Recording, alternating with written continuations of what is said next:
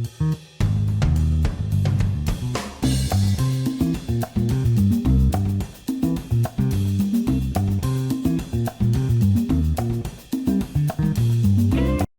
so back. What's going on, everybody, and welcome back to another video on Bloons TD 5. Man, it's been so long since I've done one of these videos. Probably a bit too long, actually. But alas, we're back with a challenge this time. A community design challenge by a YouTuber named Phenomix or Phenomix. I don't really know how to say it as such. But this YouTuber actually did a challenge in BTD5, which I like to call deflation in a nutshell, or deflation with a purpose. Basically what he's done is complete a map on easy mode, whatever map of your choosing, as long as it's doable, using only your starting cash. Like the starting cash you start with, like 650, or in this case, with Monkey Lab allowed, you can have up to 10,050 starting cash. And of course Monkey Lab is allowed because I'm sorry. I'm pretty certain this challenge is not doable whatsoever without Monkey Lab. Like you really need these Monkey Lab upgrades up to the max. Well, except for ability cooldown, you don't really have anything to do with abilities ever. We're not playing BTD6, so heroes don't level themselves up automatically. Which, why would you? Because it's gonna make it would make this challenge a bit easier if you were talking BTD5 standards. But then again, there was some contested territory stuff about soloing something to capture a tile. But we're BTD5 talking. So yeah, this is deflation with a purpose, beating an easy map using your starting cash. And since Monkey Lab is allowed, you're gonna have to really value your 1050 cash to start with, nothing else. I mean, and selling, I feel like selling is allowed, because then you must really count that cash that you got from your sold tower to reinvest into other towers if needed. But even then, managing your 10,050 your 1050 cash to even complete a map on easy mode is kind of a bonkers challenge, to be honest. And this video is actually going to be a post-editing video, because I've done a live thing. I've done live commentary, but it sounded so off. Like the music was gonna, like the background music was just this loud, so you can't hear me. So I decided to scrap it and turn it into either a post commentary or a very fast editing, so you can see how I stumbled upon. But I think a post commentary is gonna be the best choice. Also, further news incoming. I know that the Monkey in BTD6 has been teased, has been shown by the Bloons tubers on a sneak peek basis. And yeah, I have to say the Monkey looks good. I can't wait to try him out. Maybe even if you want to. And that's where the fun part is gonna start off. I actually do have a a creator code for nexus.gg. All you have to do is input code DAVIDTS, whether it's in the BTD6 or Battles 2 shops, if you want to support me. And I heard that they're gonna do the same bundle, not only for the Monkey, but also for the Darling Gunner and the Beast Handler as well, since those three towers are now gonna be unlocked using pops. So the Beast Handler is going to be changed from an epic quest unlockable to something that you have to gather pops to unlock, which gives a much better purpose than what Beekeeper and Monkey Sub were in the BTD4 and 5 mobile respectively, which is commendable. Like, it takes a lot of gameplay to even understand some of the towers and mechanics and the gimmicks and well, synergies. So I can commend you for doing that at least. But that's enough talk from me. Let's get into the footage ahead of time. Then again, just to rephrase, it's gonna be deflation with a purpose. Gonna be a challenge made by Phenomix on YouTube. You can check his side of the video out before getting into this video. And with that being said, let's get into the action. Alrighty boys, so with the preliminaries out the way, it's time to start the challenge. So please note that this is going to be a lot more attempts on this challenge, so bear with me here. First off, we're going to start with a free dart monkey coming from the dart training facility specialty building, giving us a free dart monkey every round.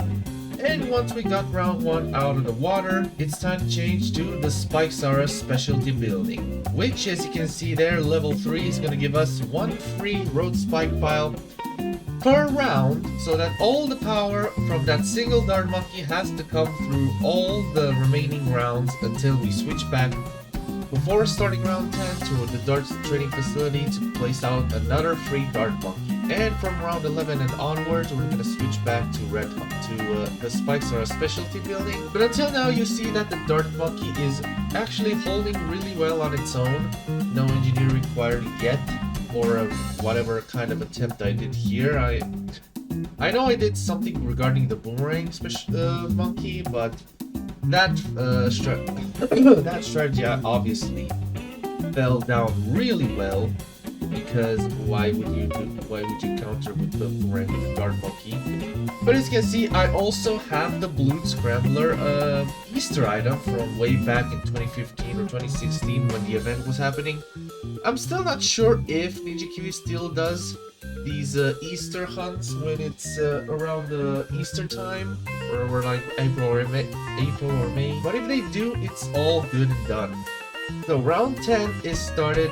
We placed our free dart monkey, then switched back to the Spikesaras to pile on all those free road spikes, so we can use for later or sooner, depending how bad the situation is gonna be. But so far, these two dart monkeys are holding out on their own. Those regen balloons at round 17 were a bit troublesome. Now with round 18 being those pesky 80 greens, so far it's been good except for that little green blue balloon over there. Fun fact, round 18 has been consistent across every iteration of BTD, of Bloons Star Defense ever, containing only 80 green balloons every single time, from BTD 1 to all the way to BTD 6. So that's what I call commendable attempts right here. Now we're in the mid-20s, well, not mid-20s, the round 20s, and here I started to place down a boomerang monkey for some reason. Well, not now, but probably for a little later. Actually, yeah, there's the boomerang monkey that I spoke of. And now here I decided to, if I was to go for just a simple 2-0 glade thrower or a 2-2, then I backed down and ultimately decided for a 2-0, and you will see why that issue is going to matter quite badly here. Because if you activate the boomerang monkey, yeah, you do get the 2 spinning boomerangs, but if you activate the dart monkey, you lose that secondary boomerang in favor of the Splody darts from the tier 4 specialty building. And here I decided to for some reason enable Ice Fortress, so I can place down an ice monkey for some of those pesky camo balloons. Then back to Spikesaurus to build up some more road spikes, and here I realized that my mistake with the ice monkey being placed around just sharp projectiles. And as you know, frozen balloons are not good against sharp projectiles. They completely block them in sight. They're just like a lead balloon, a stationary lead balloon that you can't do anything unless you have something that shatters them, like a sonic boom or a monkey apprentice. And as you can see, and you can now see why this strategy went down bad, as those Fruitables still getting some trouble here for our main monkeys. And here I'm just experimenting with the monkeys, selling them, and rethinking about my mathematical choices. It's not part of the challenge as long as the round didn't start, so I hope it's all good for you guys and good for me as well. And here's the main problem. Round 31, I activated Spikesaurus, but ultimately succumbed to the regen balloons, and with the boomerang dojo enabled, we got those regen balloons down to a halt. Still got a bit of regen going on, but Not a problem for our boomerang. Now switching back to the guard training facility for round 32 and those lead balloons. And for round 33, I decided to enable the ice fortress so I could minimize those camo yellow leakage just a bit, from 542 lives here coming down to just 518, which with the first attempt I did was alright. I really don't know what else to say there, but minimizing those lives clearly just doesn't really matter, especially when it comes to a challenge like this where you have to preserve your 1050 starting cash and only base yourself upon that amount of starting cash.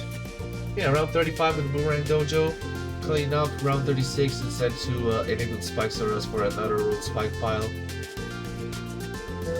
Kinda useless right now, but once we get to round 37, rounds 37 to 40, I had to enable the Dark Specialty Building, and here is where my stuff kind of went loose, because I'm lacking that secondary boomerang attack, and I'm basically losing on potentially a slightly increased pumping power from that boomerang. And as you can see, a lot more balloons are leaking by round 38, and I think I lost on round 39, maybe, I think, or around 40, but all I know is that there were too many balloons to handle, and that run went a little kaput, to say the least. Now we're restarting again, except I'm using the Ace Private Hangar Specialty Building, as we're keeping a lot of these rounds on the footage that I preemptively edited before I'm doing this post-commentary.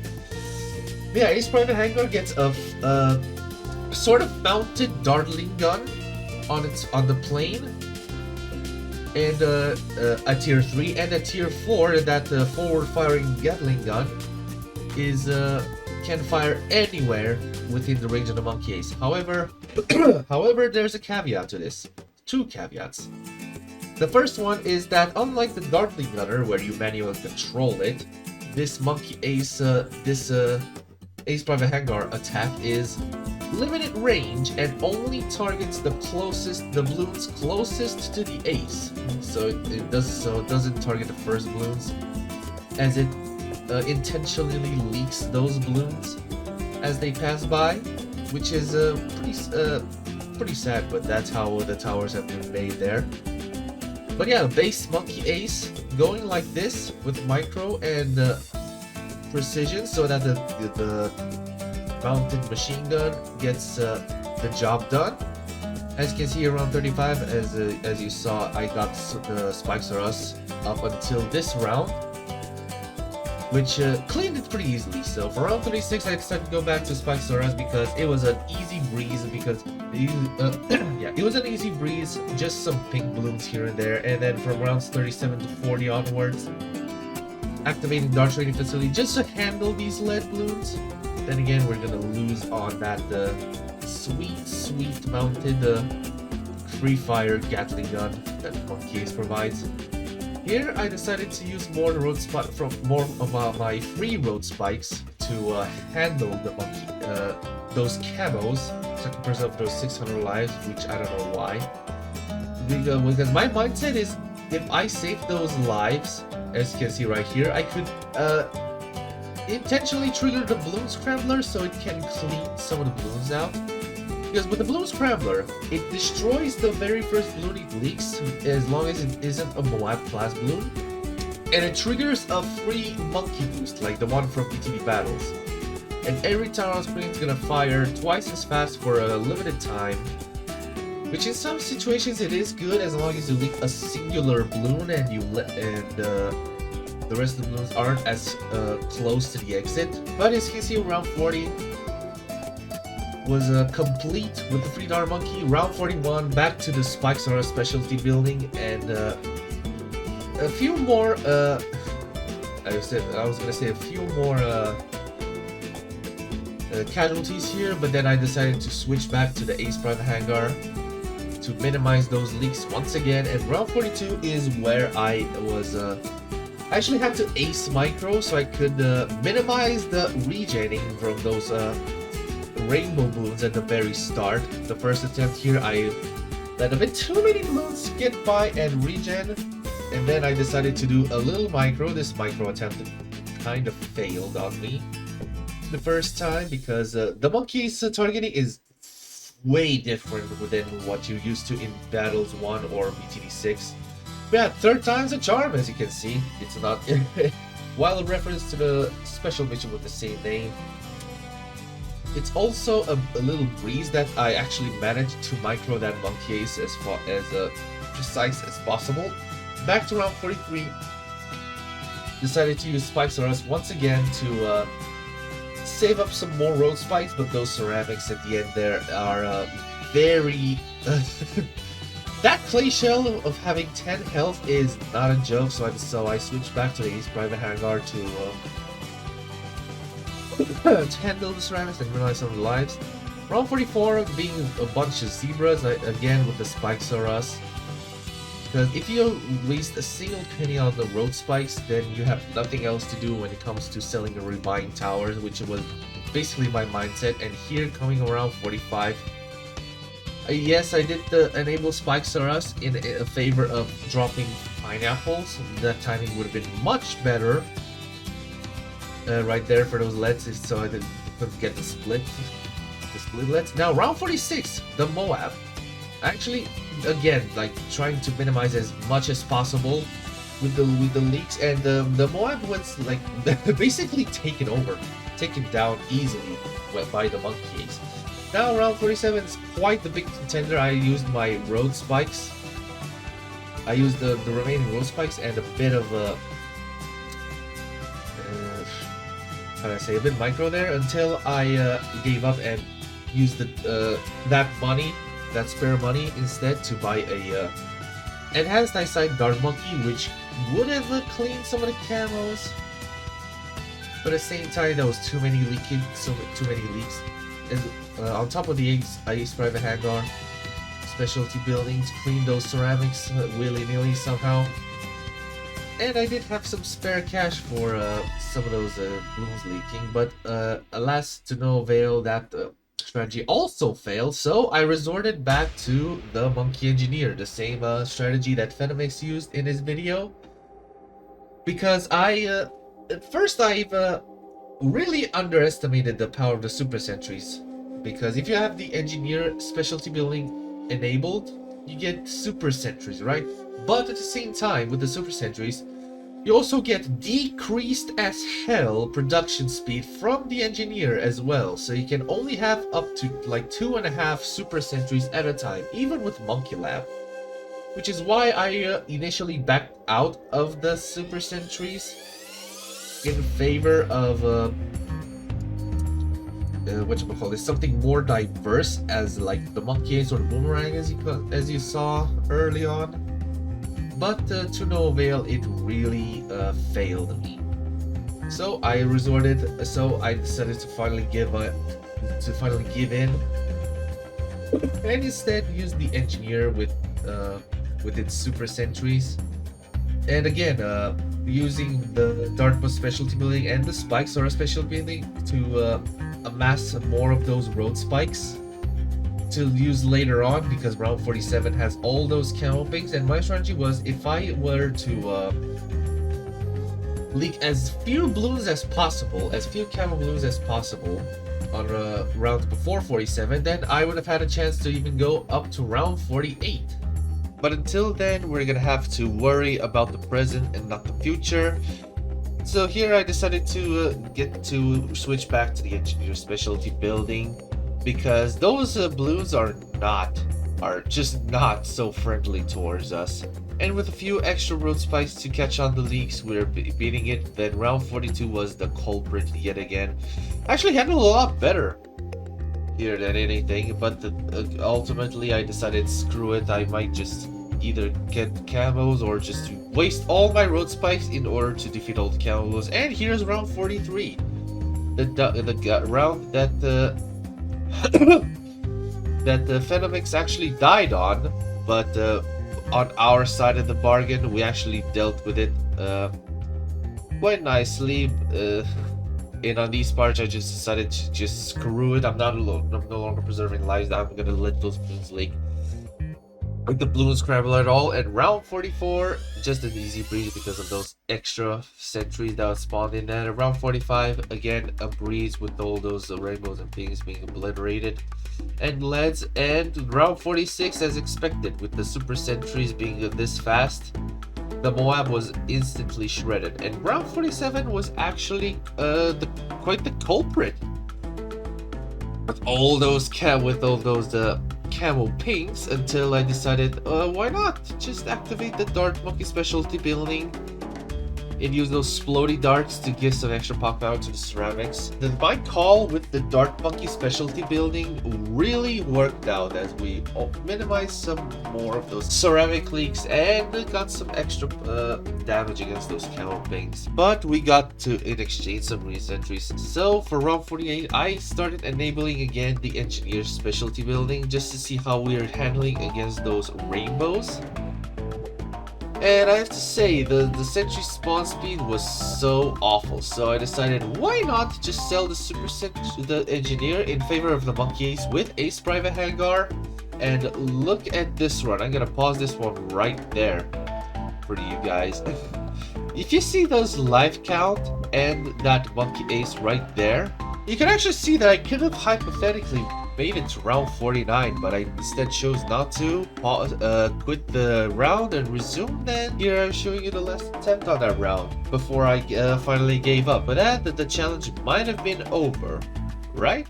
Or so I thought, because there was this one map that I have almost forgot it was released just recently, called Overthrown, and it has this one gimmick in where if you place towers on the throne, they get heavily increased attack speed and a slight range increase.